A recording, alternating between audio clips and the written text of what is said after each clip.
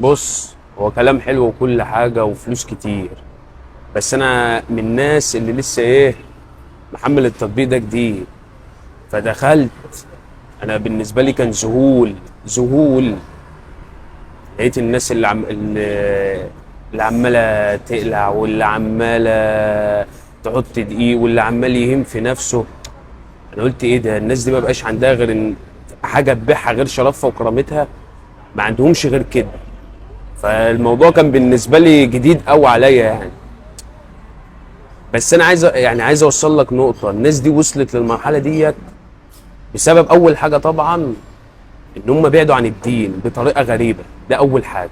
تاني حاجه بسبب الاعلام اللي هو بيلغي ثقافه الناس والعادات والتقاليد بتاعتهم الجميله.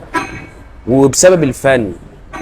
يعني واحد مثلا زي عادل امام، طول ال 30 سنه بتوعه بيقدم افلام عباره عن ايه؟ عن ايحاءات جنسيه، عن سفه. ومعظم الافلام بتبين ان عشان يبقى ليك قيمه في البلد لازم أن يبقى معاك فلوس. دي الحاجه الوحيده اللي بتخلي ليك قيمه. اما الاخلاق بيبين لك ان هي ملهاش اي قيمه. احترامك مع الناس ملهاش اي قيمه.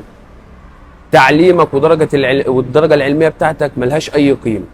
فخلاص ده وصل للاجيال اللي طالعه ان اهم حاجه الفلوس.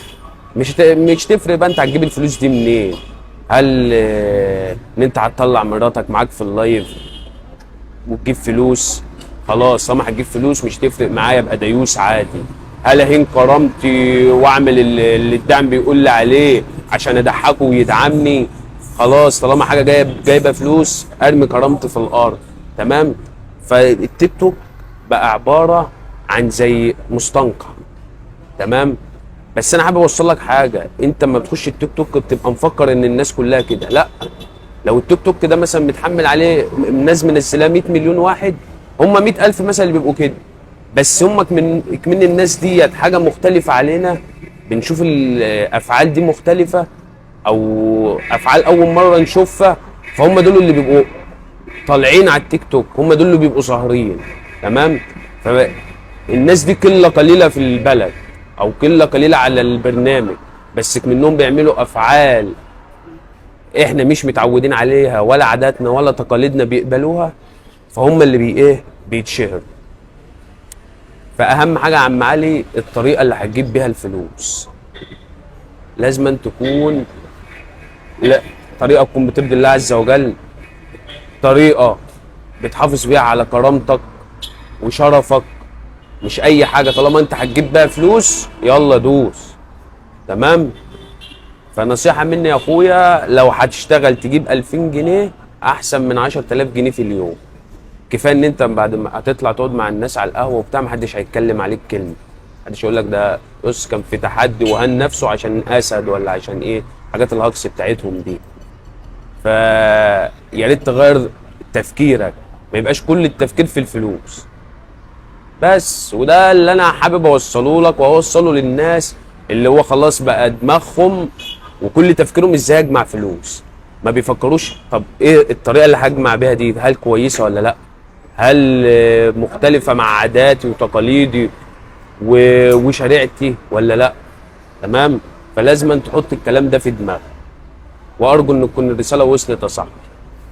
اديله لايك وشير واكسبلور. بص، هو كلام حلو وكل حاجه وفلوس كتير. بس انا من الناس اللي لسه محمل التطبيق ده جديد. فدخلت.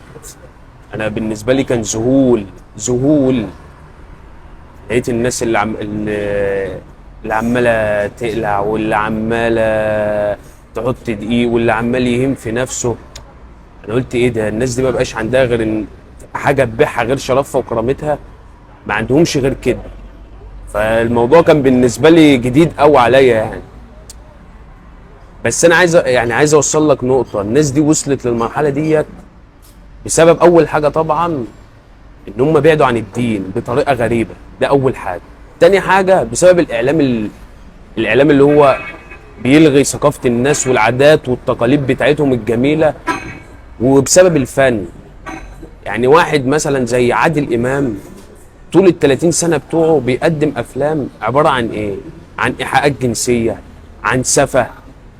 ومعظم الافلام بتبين ان عشان يبقى ليك قيمه في البلد لازم أن يبقى معاك فلوس. دي الحاجه الوحيده اللي بتخلي ليك قيمه. اما الاخلاق بيبين لك ان هي ملهاش اي قيمه. احترامك مع الناس ملهاش اي قيمه. تعليمك والدرجه العلميه بتاعتك ملهاش اي قيمه. فخلاص ده وصل للاجيال اللي طالعه ان اهم حاجه الفلوس. مش تفرق بقى انت هتجيب الفلوس دي منين. هل ان انت هتطلع مراتك معاك في اللايف وتجيب فلوس؟ خلاص طالما هتجيب فلوس مش تفرق معايا، ابقى ديوس عادي. هل اهين كرامتي واعمل اللي الدعم بيقول لي عليه عشان اضحكه ويدعمني؟ خلاص طالما حاجه جايبه فلوس ارمي كرامتي في الارض. تمام.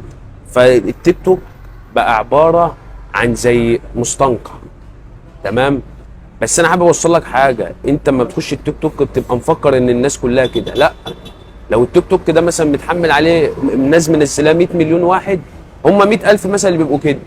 بس هم من الناس ديت حاجه مختلفه علينا، بنشوف الافعال دي مختلفه او افعال اول مره نشوفها، فهم دول اللي بيبقوا طالعين على التيك توك، هم دول اللي بيبقوا ظاهرين. تمام. فالناس دي قله قليله في البلد او قله قليله على البرنامج، بس منهم بيعملوا افعال احنا مش متعودين عليها ولا عاداتنا ولا تقاليدنا بيقبلوها، فهم اللي بيتشهروا. فاهم حاجه يا عم علي؟ الطريقه اللي هتجيب بيها الفلوس لازم تكون، لا، طريقه تكون بترضي الله عز وجل، طريقه بتحافظ بيها على كرامتك وشرفك. مش اي حاجه طالما انت هتجيب بيها فلوس يلا دوس. تمام. فنصيحه مني يا اخويا، لو هتشتغل تجيب 2000 جنيه احسن من 10,000 جنيه في اليوم. كفايه ان انت بعد ما هتطلع تقعد مع الناس على القهوه وبتاع محدش هيتكلم عليك كلمه، محدش يقول لك ده بص كان في تحدي وهان نفسه عشان اسد ولا عشان ايه، حاجات الهجص بتاعتهم دي. فيا ريت تغير تفكيرك، ما يبقاش كل التفكير في الفلوس بس. وده اللي انا حابب اوصله لك واوصله للناس اللي هو خلاص بقى دماغهم وكل تفكيرهم ازاي اجمع فلوس. ما بيفكروش طب ايه الطريقه اللي هجمع بيها دي، هل كويسه ولا لا، هل مختلفه مع عاداتي وتقاليدي وشريعتي ولا لا. تمام. فلازم أن تحط الكلام ده في دماغك، وارجو ان تكون الرساله وصلت يا صاحبي. اديله لايك وشير واكسبلور.